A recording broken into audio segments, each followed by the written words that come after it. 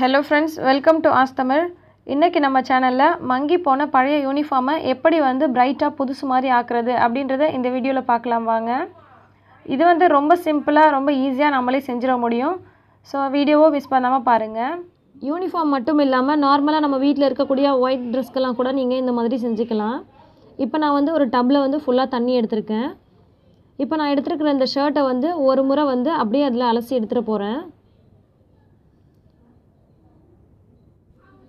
இந்த மாதிரி ஒரு முறை நார்மல் வாட்டர்ல நம்ம வந்து அலசி எடுத்துறலாம்.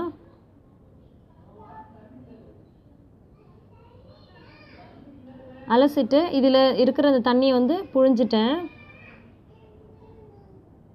இப்போ இந்த டப்ல இருக்கிற தண்ணியை வந்து நான் ஊத்திடுறேன். ஊத்திட்டு நான் வந்து அந்த டப்ல வந்து ஒரு ஜக் அளவுக்கு மக்கால ஒரு மக் அளவுக்கு நீங்க தண்ணி ஊத்திக்கலாம். நீங்க எந்த Dress போடுறீங்களோ அதுக்கு ஏத்த மாதிரி நீங்க பிளான் பண்ணி ஊத்திக்கோங்க. இப்போ இதில வந்து ஒரு 1/2 கிளாஸ் வந்து நான் வினிகர் ஆட் பண்ண போறேன்.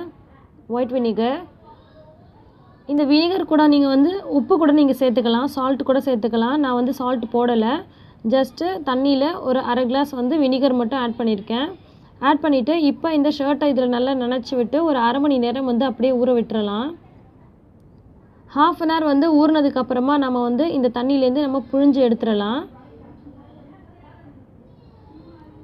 இதிலேருந்து நம்ம தண்ணி வந்து நல்லா புழிஞ்சு எடுத்ததுக்கு அப்புறமா நாம வந்து ரெகுலரா எப்பொழுதும் போடக்கூடிய சோப்பு துணி சோப்பு போடாம அல்லது டிடர்ஜென்ட் பவுடர் எதுவுமே போடாம நாம குளிக்கிறதுக்கு எந்த சோப் யூஸ் பண்றோமோ அந்த சோப்பை வந்து போட்டு நம்ம வந்து எப்பொழுதும் போல நம்ம வந்து துணி துவைக்கிற மாதிரியே துவைச்சிரலாம். அந்த மாதிரி நீங்க குளிக்கிற சோப் போட்டீங்க அப்படினா நல்ல வந்து பிரைட்னஸா நல்ல சூப்பரா வந்து உங்களுக்கு அழுக்கு அந்த கரை அந்த மங்கி போன அந்த இதெல்லாம் இல்லாம நமக்கு வந்து சூப்பரா இருக்கும் Dress.